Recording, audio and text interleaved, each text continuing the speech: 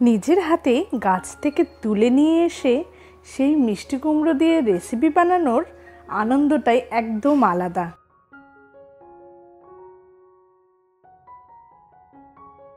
নমস্কার বন্ধুরা, আজকের রেসিপি চিংড়ি মাছ দিয়ে মিষ্টি কুমড়ো। এই রেসিপিটি তৈরি করার সময় আমি কোনো মশলার ব্যবহার করব না। মিষ্টি কুমড়োগুলোকে আমি এইভাবে কেটে নিয়েছি। 500 গ্রাম চিংড়ি মাছ নিয়েছি। চিংড়ি মাছের সাইজটাও দেখতেই পাচ্ছ। কড়াইতে আমি 4 থেকে 5 চামচ সরষের তেল দিয়ে দিচ্ছি। তেল গরম হয়ে গেছে, এবার আমি চিংড়ি মাছগুলো ভেজে নেব।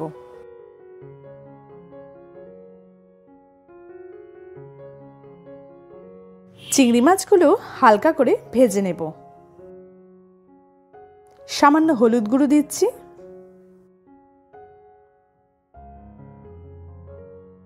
স্বাদ মতো নুন দিয়ে দিলাম।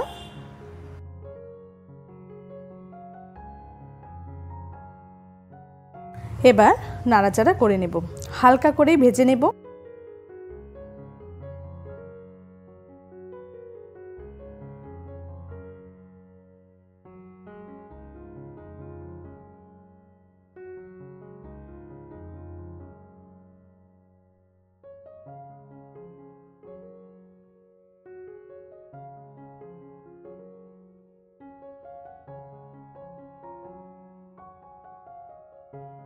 চিংড়ি মাছগুলো ভাজা হয়ে গেছে, এবার আমি নামিয়ে নেব।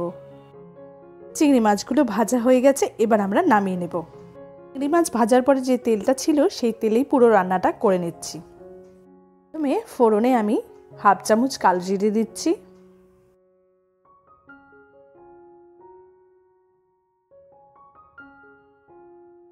হাফ চামচ রাঁধুনি ফোড়ন দিচ্ছি,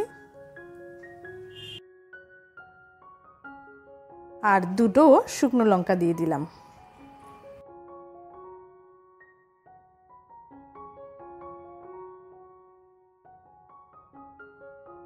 এবার ভালোভাবে নাড়াচাড়া করে নিচ্ছি। তোমরা হয়তো ভাবছো মিষ্টি কুমড়োগুলো এত বড় করে কেন কেটেছি। মিষ্টি কুমড়োগুলো নিজের গাছের কোনো সার নেই, সেই জন্য মিষ্টি কুমড়োগুলো একটু বড় সাইজই কেটেছি, কারণ রান্নার শেষে যাতে একদম গলে না যায়। আর সেই জন্য খোসাটাও আমি ছাড়াইনি, কারণ খোসাটা এক ধরনের ফাইবার, তো খাওয়ার জন্য ভালোই। যেহেতু সার নেই সেই জন্য দিয়েছি, না হলে আমি দিতাম না। স্বাদ মতো নুন দিয়ে দিলাম, সামান্য হলুদ দিয়ে দিচ্ছি। এবার আমি নাড়াচাড়া করে নেব, আর গ্যাসের ফ্লেমটা আমি একদম কমিয়ে দেব, তাতে আস্তে আস্তে সেদ্ধ হবে আর খুব সুন্দরভাবে মিশে যাবে।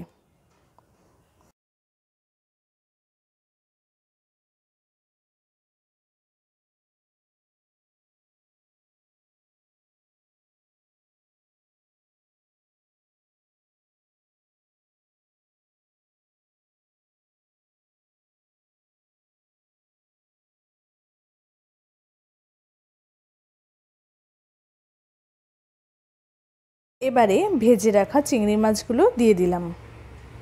চিংড়ি মাছটা মিষ্টি কুমড়োর সাথে সাথে কষতে থাকবে, তাহলে গন্ধটা খুব সুন্দর বেরিয়ে আসবে।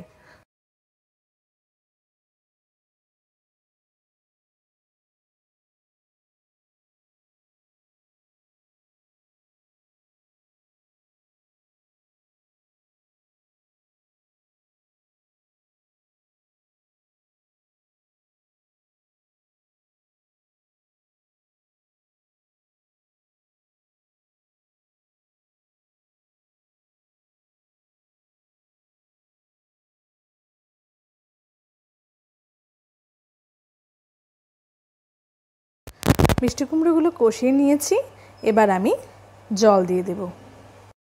এটা পরিমাণ মতো দিতে হবে, এখানে আমি 5 থেকে 6 কাপ পরিমাণ জল দিয়েছি।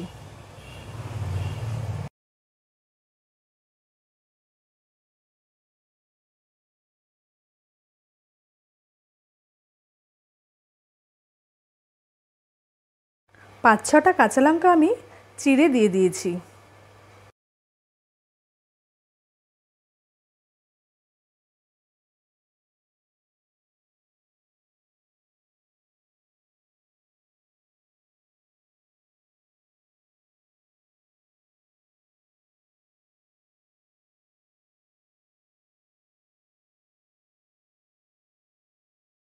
এভাবে আমি 8 থেকে 10 মিনিট ফুটিয়ে নেব।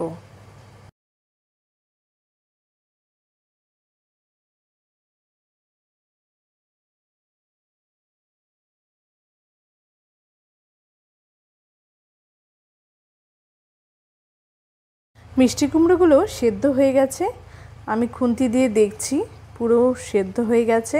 এবার আমরা নামিয়ে নেব। খুব সুন্দর একটা গন্ধ বেরিয়েছে। গরম ভাতের সাথে এই রেসিপিটা খেলে অসাধারণ লাগে। তোমরা একবার ট্রাই করে দেখতে পারো। আজকের মতো বিদায় নিচ্ছি, আবার দেখা হবে।